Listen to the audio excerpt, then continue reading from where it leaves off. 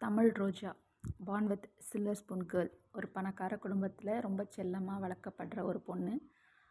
அவள் காதலிச்சு கல்யாணம் பண்ணிக்க போகிறா. அவரோட பேர் கலைவண்ணன். கலைவண்ணன் ஒரு அறிவாளி, பகுத்தறிவாளர், இயற்கையை ரொம்ப ரசிக்கக்கூடிய ஒரு கவிஞர். கடல்னால் ரொம்ப பிடிக்கும் அவருக்கு. ஒரு பத்திரிகையாளர். கலைவண்ணன் பேருக்கு ஏற்ற மாதிரியே ஒரு அருமையான ஒரு மனிதர். இவங்க 2 பேருக்கும் மேரேஜ் ஆக போகுது. ஒரு நாள் இவங்க ராயபுரம் கடற்கரையில் மீட் பண்ணிகிட்ருக்கப்போ அங்கே மீனவர்கள் போராட்டத்தில் இருந்து கலைவண்ணனோட எழுத்துக்களால் மீட்கப்பட்ட 4 மீனவர்கள், பாண்டி, பரதன், இசக்கி, சலீம்.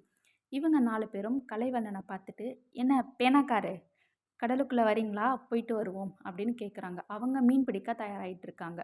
இதை கேட்டதும் கலைவண்ணனுக்கு ரொம்ப ஆர்வமாகி தமிழ் ரோஜாவை கேட்குறான். தமிழ் ரோஜாவுக்கு கடல்னாவே ரொம்ப பயம்.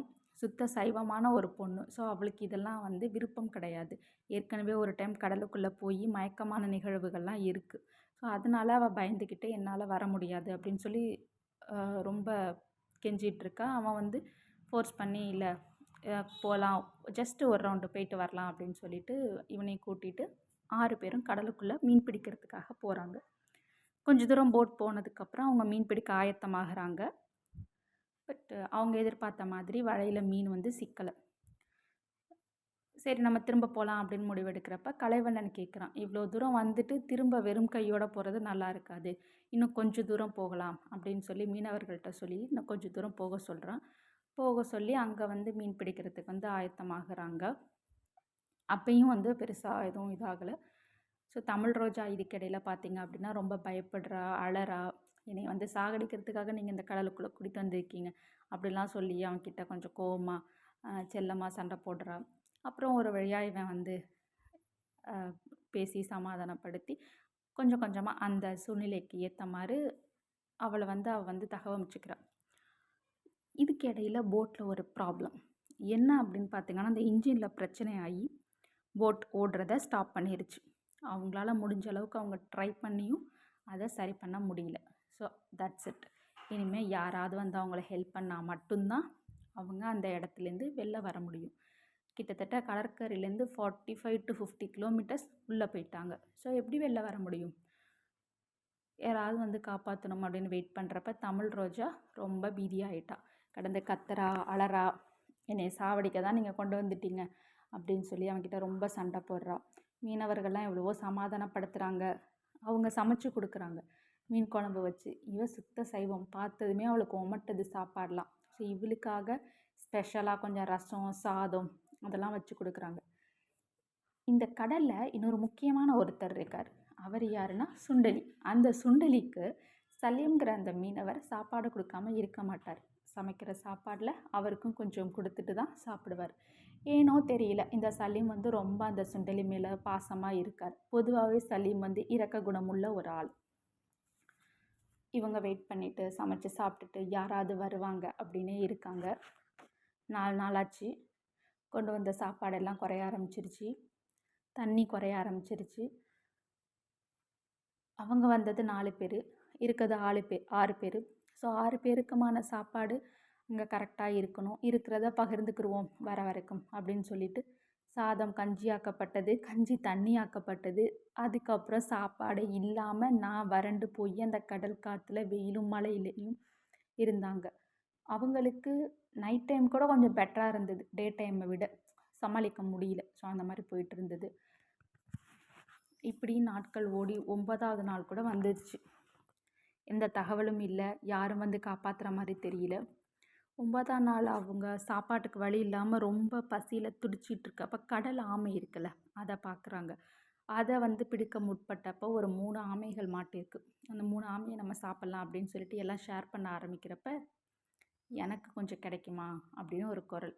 யாருன்னு திரும்பி பார்த்தா தமிழ் ரோஜா. சுத்த சைவமான ஒரு பொண்ணு பசி தாங்க முடியாமல் அசைவம் நான் சாப்பிட்றேன் அப்படின்னு சொல்லி கேட்குறா. அந்த ஆமையோட ரத்தத்தை கூட வேஸ்ட் பண்ணாமல் அதை தண்ணியாக நினச்சி அவங்க எல்லாரும் பருக ஆரம்பித்தாங்க. பசியோட கொடுமை அப்படி. தமிழ் ரோஜா கேட்டதுனால அந்த ரத்தத்தில் கொஞ்சம் ஊற்றி அவங்க சமைச்சு அதை எல்லாருமே ஷேர் பண்ணிக்கிட்டாங்க. ஸோ எல்லோரும் ஷேர் பண்ணிக்கிட்டப்போ வழக்கமாக சலீம் கொடுக்குற மாதிரி ஒரு கொஞ்சம் எடுத்துகிட்டு போய் சுண்டலிக்கு கொடுக்கலாம் அப்படின்னு யோசித்தான். அங்கே போய் பார்த்தா சுண்டலி இல்லை. அதை இசக்கி சாப்பிட்டுட்டான். அவனோட பசி கொடுமை, அவன் அந்த சுண்டலியை சாப்பிட்டுட்டான். சாப்பிட்டு முடித்ததும் அவனால் கோவம் தாங்க முடியாமல் இசைக்கும் சலியும் சண்டை போட்டுட்டாங்க. இதனால இசக்கி நான் இனிமேல் அசைவமே சாப்பிட மாட்டேன் அப்படின்னு சொல்லி கடல் ஆமையை சாப்பிடாம இருக்கணும் அப்படின்னு சொல்லியிருந்தான். பட் எல்லாரும் சமாதானப்படுத்தி எல்லாருமே ஷேர் பண்ண ஆரம்பிச்சிட்டாங்க. நாட்கள் போய்கிட்டே இருந்துச்சு. யாரும் காப்பாற்ற வரல. அப்படியே இந்த பக்கம் கடற்கரையில் மீனவர் குடும்பம் எல்லாரும் பீதியாக ஆரம்பிச்சிட்டாங்க. போட் எடுத்துகிட்டு போனவங்க இன்னும் வரல, என்னாச்சு ஏதாச்சுன்னு தெரியல அப்படின்னு சொல்லிட்டு அவங்களோட அதிகாரிகள்கிட்ட கம்ப்ளைண்ட் பண்ண ஆரம்பிச்சிட்டாங்க. தமிழ் ரோஜாவோட அப்பா அகத்தியன் அவர் தன்னோட பொண்ணை காணோம் அப்படின்னு சொல்லி அவர் கம்ப்ளைண்ட் பண்ண ஆரம்பித்து அவர் பெரிய ஆளுங்கிறப்போ ஸோ அவங்களோட இது இருக்கும்ல, அதை வச்சு அவர் தேட ஆரம்பிச்சிட்டாரு. இங்கே கடற்கரையில் மீனவர்கள் எல்லாம் ஸ்ட்ரைக் பண்ண ஆரம்பிச்சிட்டாங்க. ஏன்னா புயல் வரப்போகிறதா எச்சரிக்கை வந்துடுச்சு. மழை ஸ்டார்ட் ஆகிடுச்சு. ஸோ மழையும் புயலும் வர்றப்ப எந்த படகு டீமும் போய் அவங்கள ரெஸ்கியூ பண்ண முடியாது அப்படிங்கிற மாதிரி ஆஃபீஸர்ஸ் யோசிச்சுட்டு இருக்காங்க. அந்த 4 பேரும் வரலன்னா நாங்கள் 300 பேரும் இப்படியே சாகணும் அப்படின்னு சொல்லி கடற்கரையில் குழந்தைங்க, பெரியவங்க, வயசானவங்க எல்லாருமே மழையில் நனைஞ்சிட்ருக்காங்க. மினிஸ்டர்ஸ் வரைக்கும் நியூஸ் போயிடுச்சு இந்த மாதிரி இருக்காங்க அப்படின்னு. ஸோ ரெஸ்கியூ பண்ணுறதுக்கு என்ன பண்ணலாம், ஏர்ஃபோர்ஸ்லேருந்து ஹெல்ப் கேளுங்க, இல்லை கப்பல் துறையில் கப்பல் ஏதாவது அனுப்பி அவங்கள ரெஸ்கியூ பண்ணணும் அப்படிங்கிற அளவுக்கு ப்ரெஷர்ஸ் போயிட்டுருக்கு. பட் அவங்களாலேயும் ஒன்றும் முடியல. ஏன்னா புயல் அப்படிங்கிறப்ப நமக்கு தெரியும், நம்ம இது வரைக்கும் எத்தனையோ புயல் நம்ம கடந்து வந்துட்டோம். ஸோ அவங்களுக்கு இதில் எப்படி போட் போக முடியும் அப்படின்னு சொல்லி ஹெலிகாப்டர் கூட அனுப்பிச்சி வச்சு ட்ரை பண்ணாங்க. அந்த ஹெலிகாப்டரை பார்த்ததும் ஒரு நம்பிக்கை இவங்க அதில் எப்படியாவது தப்பிச்சு போயிடலாம் அப்படின்னு சொல்லி முயற்சி பண்ணுறப்ப அவங்க அந்த லேடர் ஒன்று தருவாங்கல்ல, ஸோ மேலேருந்து ஹெலிகாப்டர்லேருந்து வர லேடர், அதில் கூட இவங்களால ஏற முடியல. ஏன்னா காற்றோட வேகம் அந்தளவுக்கு வருது அப்படிங்கிறப்போ அவங்களால ஒன்றுமே பண்ண முடியல. ஸோ என்ன பண்ணுறதுன்னு தெரியல. நாட்கள் போக போக ஒவ்வொரு நாளுமே ஒவ்வொரு நிமிஷமுமே அவங்களோட நம்பிக்கை கடல் படகுல இருக்கவங்களோட நம்பிக்கை குறைஞ்சிட்டு வருது. அது எல்லாத்தையுமே கலைவண்ணன் தான் ஆறுதல் சொல்லி, இல்லை நம்ம ரெஸ்கியூ ஆகிடுவோம், நம்ம கடற்கரைக்கு போயிடுவோம் அப்படின்லாம் சொல்கிறாங்க. ஸோ இப்படியே சொல்லி நம்பிக்கை கொடுத்துட்டே இருக்கார். அவங்க எல்லாருக்குமே தெரியும் புயல் அடிக்க ஆரம்பிச்சிருச்சு, நம்ம தப்பிக்கிறது கஷ்டம் அப்படின்னு சொல்லி. போட்டில் ஓட்ட வேற வந்துடுச்சு, தண்ணி உள்ளே வர ஆரம்பிச்சிருச்சு. அவங்களால முடிஞ்சளவுக்கு உயிரை காப்பாற்றிக்கணுங்கிற அந்த போராட்டத்தில் பசி இல்லை, தூக்கம் இல்லை அப்படிங்கிறதெல்லாம் மறந்து அவங்க அந்த தண்ணியை வாரி வாரி இறைக்க ஆரம்பிச்சிட்டே இருந்தாங்க. ஹெலிகாப்டர் வந்ததுக்கு அப்புறமும் அவங்கள ரெஸ்கியூ பண்ண முடியல அப்படிங்கிற ஹோப் போனதுக்கப்புறம் ரொம்ப எல்லாருமே மனசு உடஞ்சி போய் அவ்வளோதான் அப்படிங்கிற மாதிரி மனநிலைமைக்கு வந்துட்டாங்க. இறுதியாக கலைவண்ணன் கூட அந்த இறுதி முடிவை எதிர்நோக்கி காத்திருந்தான். இதுதான் என்னோடய முடிவு அப்படின்னா நான் அதை தாராளமாக எடுத்துக்கிறேன் அப்படின்னு சொல்லிட்டு அவன் கண்ணை மூடி தன்னோட முடிவை எதிர்நோக்கி அவன் காத்திருந்தான். கண்ணை மூடிட்டே இருக்கப்ப அவனுக்கு அந்தரத்தில் பறக்கிற மாதிரியான ஒரு ஃபீலிங். எப்படி போட் ஓட்டையாயிடுச்சு, அப்போ நான் தண்ணி உள்ளே தானே மிதக்கணும், ஏன் நான் மேலே போயிட்டுருக்கேன் அப்படின்னு சொல்லி அவன் யோசிக்கிறப்ப ஒரு ராட்சத கிரேன் அங்கே இவங்களை ரெஸ்கியூ பண்ணிகிட்டு இருந்துச்சு. மரணத்தின் பிடியில் இருந்த படகு வாழ்வின் மடியில் விழுந்தது. ஆமாம், கரைக்கு வந்துருச்சு. மழை பொழிஞ்சிட்டே தான் இருந்துச்சு. நனைகிற மனிதர்கள் நனைந்து கொண்டே தான் இருந்தார்கள். உறவினர்கள் உயிர் துடிக்க, மீனவர்கள் காத்திருக்க, காவல்துறையும் கடலோர காவல் படையும் வெற்றி புன்னகை பூத்திருக்க, தண்ணீர் தேசத்து கைதிகள் தரையிறங்கினார்கள். வெறிகொண்ட கூட்டம் அவர்களை நோக்கி ஓடி வந்தது. மயக்கம் தெளிந்து இறங்கிய மீனவர் 4வரும் ஓடிவந்த கூட்டத்தை நோக்கி ஓடி வரவில்லை. தடதடவென தரையில் விழுந்தார்கள்.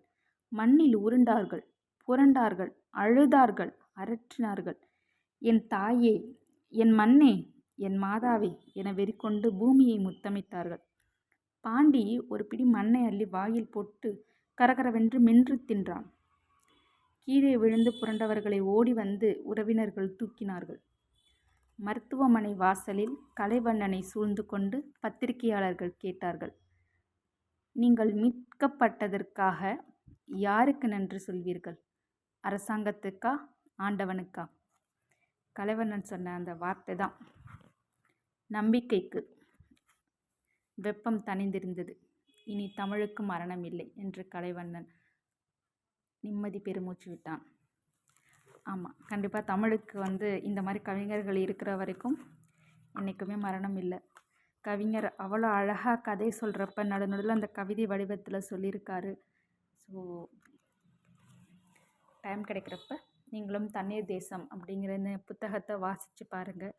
ரொம்ப அருமையான புத்தகம், அருமையான கதை, ரொம்ப இன்ட்ரெஸ்டிங்காக இருந்தது படிக்கிறப்போ. நன்றி.